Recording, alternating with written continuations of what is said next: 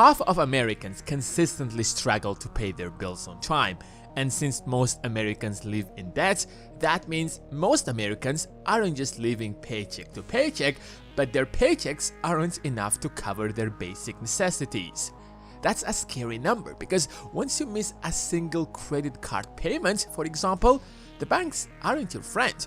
You will be charged with interest, which means that you're more likely to miss another payment since the next payment will be bigger than the first.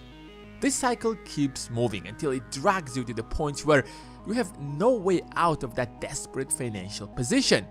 Average household pays $1,000 in credit card interest and fees annually, which might not sound a lot, but it is, since that illustrates that most people aren't just using credit cards to build their credit scores, but also because they really need them since they are really struggling financially. According to Consumer Financial Protection Bureau, between 2018 and 2020, Americans paid $120 billion in credit card interest and fees each year. Just think about that number for a moment.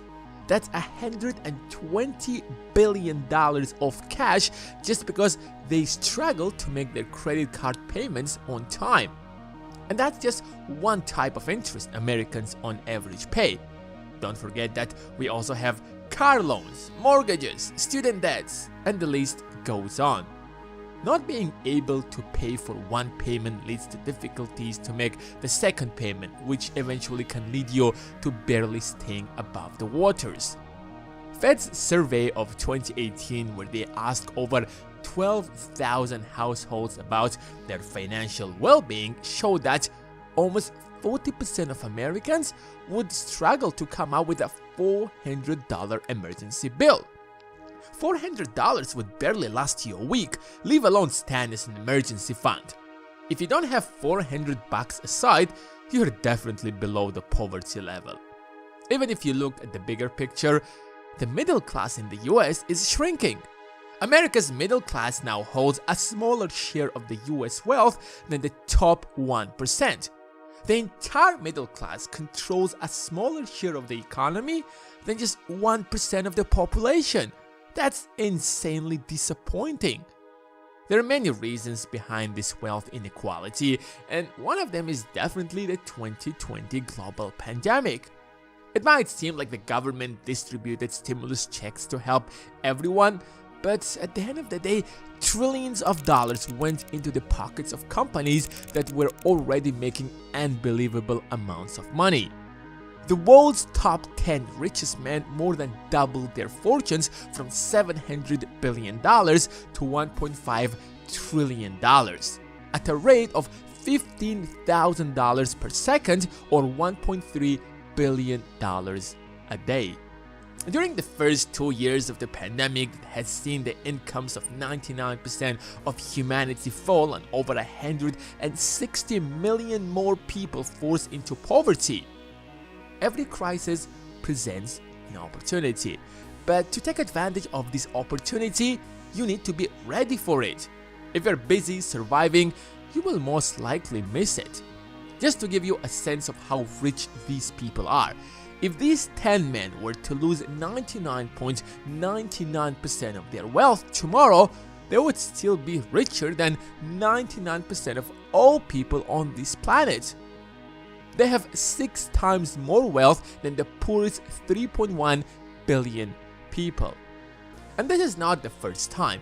Every crisis leads to more wealth inequality. It happens all the time.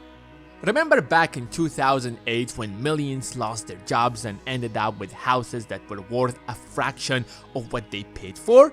At the same time, we had the government bailing out major financial institutions that deliberately took unnecessary risks just to fill their pockets. The same happened back when the dot-com bubble burst, or how about the first Bitcoin bubble at the end of 2017? We can complain about this wealth inequality forever, but that's not going to change anything. Of course, people should speak about these problems and elect people who would tackle these problems. However, individually, each and every one of us can do something to do financially better. I get it, when you're down in the bottom, it seems like there is no way you can get out. Trust me, I've been there. I have been in a situation where I did not even have $400 in case of an emergency. But thank God I am no longer there. And most people have the ability to improve their financial condition if they just push themselves a bit harder. I'm a huge believer in credit cards, but honestly, the way I see people use credit cards is insane. People have very little control over themselves. Once they get hooked, they will max their credit cards instantly and then end up paying thousands of dollars in interest. Here's how I would do it if I couldn't control my spending. I would get a credit card just for my subscriptions like Netflix and iCloud, which are quite small, and no matter what happens, I will be able to pay them. I wouldn't use it for anything else. That way I'm building my credit score to a certain degree, but at the same time lead a lifestyle as if I don't have a credit card at all. That is the #1 reason that usually drags people into poverty, especially since the culture of student debt has started. Kids who are just graduating from school are given an option to take on dozens, if not hundreds of thousands of dollars of debt to go to college. Of course, people who go to college often do better financially, but at the same time, there are plenty of examples of people who end up struggling to pay their student debt for decades after graduating. And that debt burden often stops people from taking a bit riskier decisions, such as starting a business or joining a startup, since they need to find a stable job as soon as possible to finally start paying their debts before it generates even more interest. Especially when the average interest rate on student debt is around 6%. That is higher than mortgage rates. Secondly, get rid of this consumerism culture. Americans just love wasting money on stuff they don't need. Americans waste about a pound of food per person each day, with people who have healthier diets rich in fruits and vegetables the most wasteful, according to research. About 150,000 tons of food is tossed out in the US households each day, equivalent to about a third of the daily calories that each American consumes. People often ask, how do I start saving money? Here you go. Stop wasting money on stuff you're going to throw away anyway. We have already made a video about conscious spending. I will leave the link in the description, but you get the point. Thirdly, we are most likely going to go into a recession that is going to be long and painful. Yeah, some experts point out that recession is unlikely, but there are enough reasons to be conscious. During recessions, what matters the most is cash.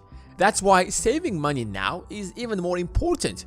I get it, inflation is rising and the cost of living is becoming ever more expensive, but if you want to make the next recession your turning point, then you should start preparing now.